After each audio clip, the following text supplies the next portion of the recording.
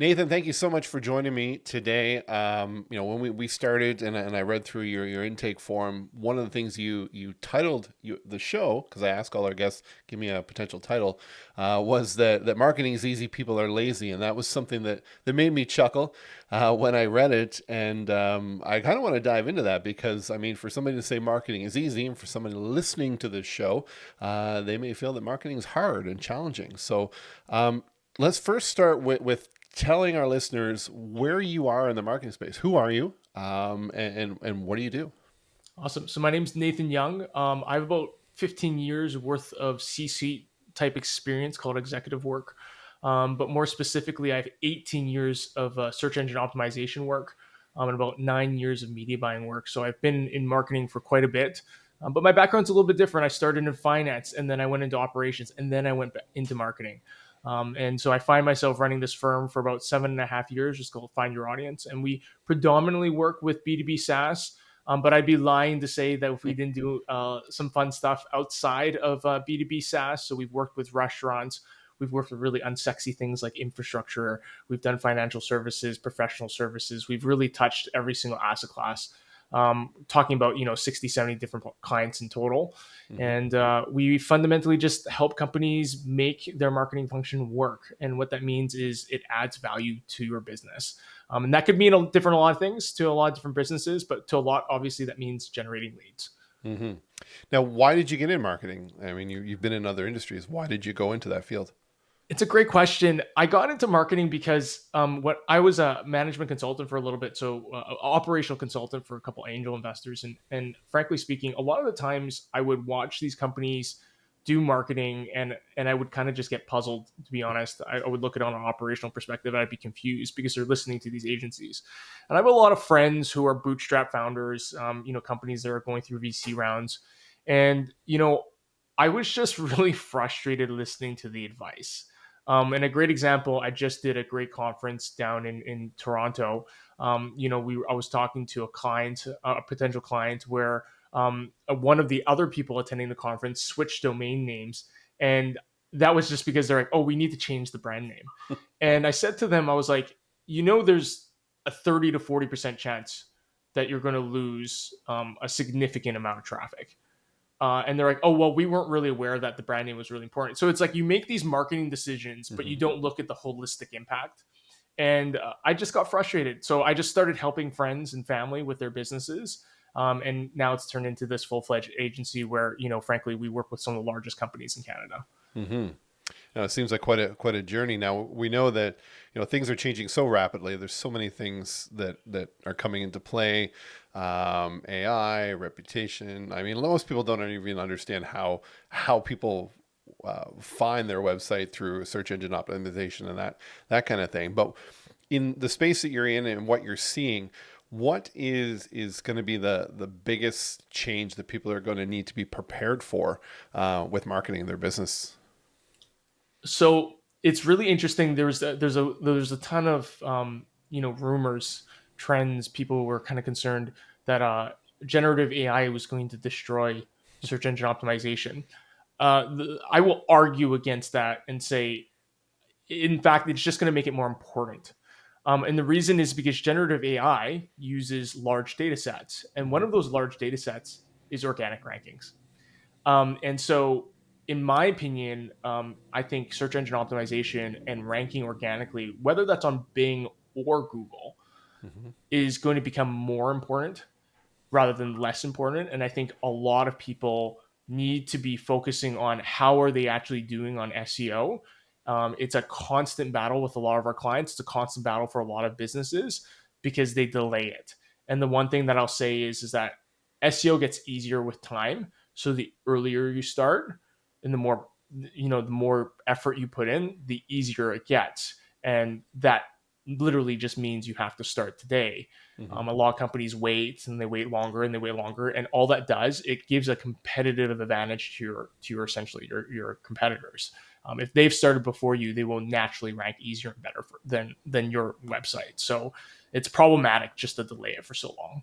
Mm-hmm. Do you think we're going to see these search engines giving the results back in an AI generated form versus just the links that are there? 100%. And it's a bold prediction, and I hope to see it come true. I suspect the generative AI tools may do pay per click advertising, meaning you could pay to play to have your results come up in their data point when a question comes up that's relevant to their business. Mm, interesting. Yeah, I mean the idea of this. I mean, I think a lot of people have spent a lot of focus on creating content. Whether it's in blogs and videos and formats like that, and also trying to get their websites to show up in search ranks. What can they do to kind of be prepared for this AI movement that's happening? Um, well, there's two things, right? So one, I think just in terms of your business, Hmm. I would highly recommend that we make sure you're using AI and you're not shying away from it. I think if you're shying away from it right now, you're just going to be you're going to be in big trouble in the next couple of years. So if you're shying away from AI, start using the tools, and just remember the tools don't necessarily give you outcomes, but Hmm. what they do is they give you workflows. So this idea that you're going to go into Runway and build a brand new video, that's incorrect. You're going to go into Runway and it's just going to be one more way for you to get videos for anything that you're doing. You go into any generative AI image tool, you're not going to get your final image, but you're going to get pretty darn close. So knowing that you have to learn the AI tool to fit your workflow and build that workflow is going to be incredibly important and an incredible skill set. So I actually recommend a lot of, you know, junior level employees to learn generative AI because I think it's incredibly important for anyone to really know that going forward. And then again, I would say SEO, just like you have to start producing content, you have to start ranking today. Hmm. Absolutely. Now I know there was talk about the whole idea of voice, with the Alexas, the Googles, and all those things that came out, and people trying to position for coming up in kind of voice searches. Is that something that's still relevant anymore? Yes, but I wouldn't say, I think it's always going to be relevant. Hmm. I don't see it as being a huge thing going forward. I think it'll take a couple more years to be honest. I don't see like at least in the businesses that we work, voice is not a huge thing. It might be more for like a consumer brand, Hmm. um, where I think voice does play a role. But when it comes to B2B, I don't see that becoming a huge thing. I don't see people using Alexa in the middle of the night asking how they're going to solve a fundraising issue. Right, for sure. Now, your business, which is find your audience, and you'd made that claim that hey, marketing's pretty easy, just people are lazy. Walk me through how you approach marketing with a client to help them, find their audience and grow their business. Yeah, we take what I call a practical and sustainable approach.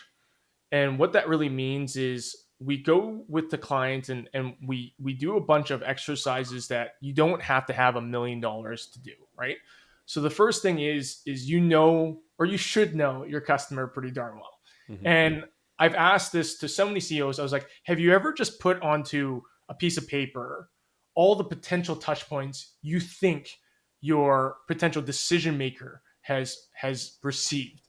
So whether that is them reviewing a document, whether that's your salesperson talking to them, whether that's them seeing an ad online, whether that's going on Reddit and seeing a review, that's going on YouTube and watching a long review. Have you ever just gone through that exercise and placed what you think is the actual journey?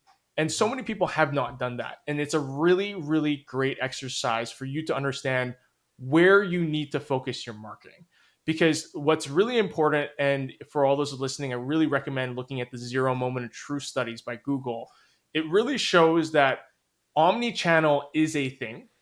Um, Getting impressions across multiple channels is incredibly important because different channels have different levels of influence. Hmm. And you want to focus on the ones that have the highest impact of influence. And some of that might be anecdotal, meaning when you get a sales call for a demo, it's high impact. Hmm. When you see someone for a meeting, it's high impact. When someone's watching a YouTube review, it's high impact. And the reason why you need to categorize it as high impact, those become your priority items. And then you come down to the question is it practical and sustainable for my organization to actually do it? And why that's really important is because you're always going to have a shiny object problem. You're always going to see the latest and greatest in marketing and be like, I need to do that. But the fact is that you have to be able to do it well, execute well, which is the practicality part, and you have to do it over a sustained period of time, which means can you actually keep this activity up for a sustainable period of time? Because you have to be out there and repeated. That's why frequency is a thing.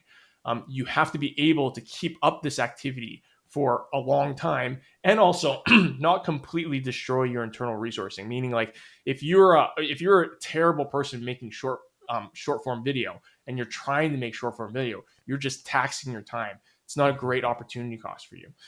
So I really recommend that people go through this journey, anecdotally kind of give it ratings from 0 to 10 on the influence of each of these touch points.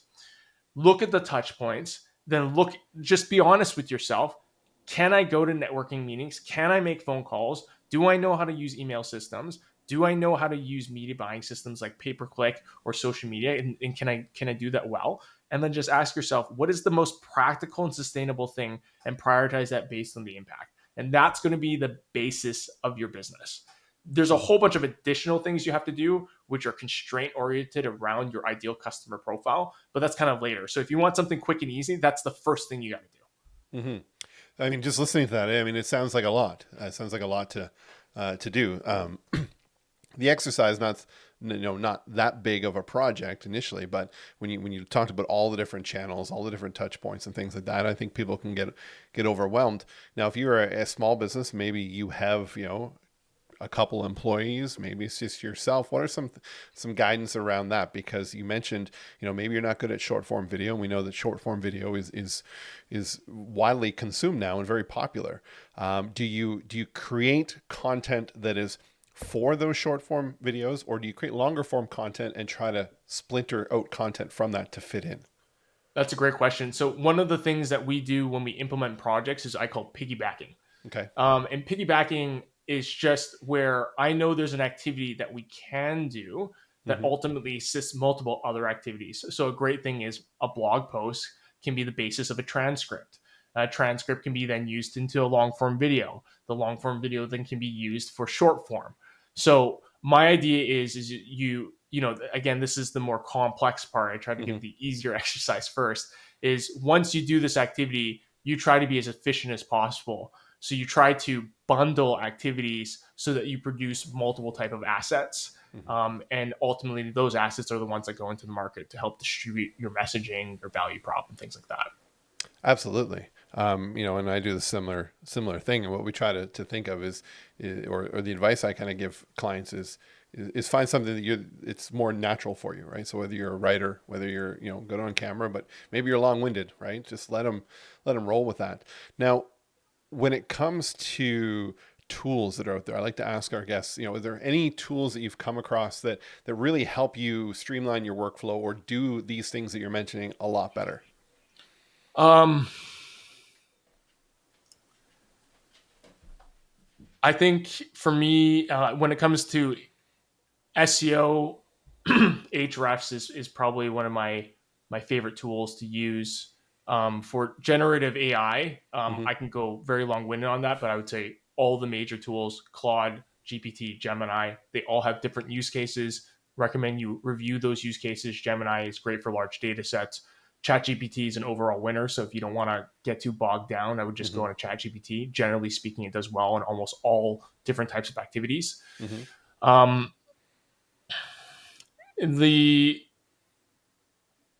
There's some competitive intelligence tools that are super interesting. Sales enablement tools. There's a company called Page, PAAGE.io,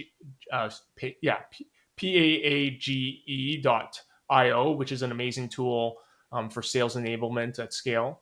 There's a email platform called Smart Lead for outbound. Really recommend that. The founder's a great guy and great product. Those would be kind of the big name ones that I would drop right now. Okay. Now, I want to in the last part of this is talk more on that SEO side of things, knowing that's some history that you have there and some experience with that. Is what should people be looking in their online web presence that's really gonna help them and not hurt them now? Is it, is it making sure that the mobile side is your number one focus? Is it more content? Mixed media content? What would be the things that somebody could go, I'm gonna go look at my website after this podcast and I'm gonna look for these things? So usability is becoming more and more important. Mm-hmm. And there's obviously a large trend away from desktop. So I think just looking at your mobile usability of the website is really important. Making sure that your website is built for mobile, Mm-hmm. and it's not just responsive, right? So just to be very clear, there's a difference between responsive and built for mobile. Generally, when we build websites, the mobile website is essentially a completely different website. Yes, it is responsive, but it is very specifically built to arrange content for mobile. In terms of content and how much you're producing, I hate to say this, but if you could produce a piece of content a day, that would be great. Mm-hmm. But remember, it does take a little bit of time. It takes up to 3 months for kind of Google to start recognizing you as a website that's producing content consistently. So you're going to have to do that for a little while before they start kind of considering you an authority or consider you a website that is consistently updated. Again, this is what I mean by sustainability. You have to Mm-hmm. be able to persist through time with this activity. Um, but all this all being said, if you were to force a gun to my head and said, "Hey, Nate, there's one thing you got to do," I would just do something I call reverse Jeopardy, which is look up the keyword. If you don't want to pay for a $400 SEO tool, just look up the keyword, whatever that keyword's going to be, and just ask yourself what question is being answered by the first top 5 results. Mm-hmm. And whatever that is, that's the core piece of content you want to write for that keyword. That's the main thing that needs to be done. So everything else I said is like a nice to have, but if Mm-hmm. you're not doing this one piece, if you're not answering that one question that's clearly being answered by the top 5, you're not going to rank for that keyword. That's great advice. Now, how sensitive do you think the search engines are for this AI generated content? I mean, people are getting on ChatGPT and they're writing blog posts and they're writing these scripts there with very little identity or personal flair that's in them, and they're just pumping them out on their website. Is that actually hurting them? There's a ton of argument on this, and I'm by no means a programmer, Mm-hmm. but I do have some programming background. And the one thing that I can't wrap my head around is if an algorithm can produce content and an algorithm is required to find patterns, there can be an algorithm made to be random, which is meant for any type of algorithm to identify content that is a pattern to not see the pattern. Mm-hmm. And so there's this argument saying, oh, AI content won't rank. But the reality is that there's going to be someone smarter. And there are a bunch of companies that are already doing this, where they've created algorithms to prevent it to look like Mm-hmm. there's a pattern. And so there's going to be this constant battle between trying to identify AI content and AI content creating better algorithms to look like it's not AI content. And so, in my opinion, AI content, as long as it's good AI content, will likely continue to rule so long as it answers those questions. Mm-hmm. So I think that goes back to the fact is this article actually a quality piece to read? And sometimes they're not. Mm-hmm. So I think AI content will be fine going forward, but you still have to make sure it's doing fundamentally what SEO needs, which is you're answering users' needs. And if you're not answering the user needs, then you may rank, but you're likely not going to stay ranking. Absolutely. Great advice. Now, just as we wrap up here, what type of clients do you work the best with, and like who are you looking to find for your audience? Yeah, awesome. Well, we have a variety of different services that we've built through time because we've recognized there's all kinds of people that need help. For more early stage and startup companies, we provide advisory services, which is on the lower end of things, which means I'm your marketing accountability coach, Okay. but I help you guys focus, right? And I think that's the really important part. It's very easy to get lost and not have any direction when it comes to marketing. But for a majority of our clients, it's large B2B SaaS companies anywhere between 2 to 50 million in ARR, where we're helping really build their marketing function into becoming a revenue engine. Excellent. And your website is? Findyouraudience.online. Excellent. Nathan, thank you so much for sharing these years of experience and wisdom with us. Well, it's my pleasure. Thanks for having me on.